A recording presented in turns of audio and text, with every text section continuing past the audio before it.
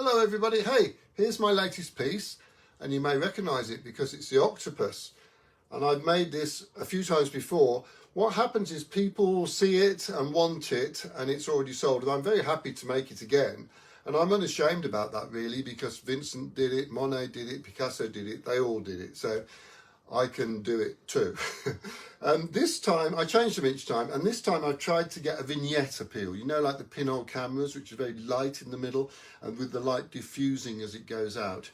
The idea being that you're sitting with him in his cave under the sea. And to that end, I've got my normal underwater flora here. I guess this is some coral. These are fronds of seaweed, maybe. The whole thing is a fantasy. And I'm very pleased with it. I think it's successful. I really like the vignette effect, which I think has worked. And as usual, I've written an accompanying verse, which I think explains my thinking. And it goes like this. My friend the octopus. When I'm underwater, it's all the rave to sit with my friend the octopus in his cave. I want to write it all down. He really makes me think. If only I knew where to find some blooming black ink.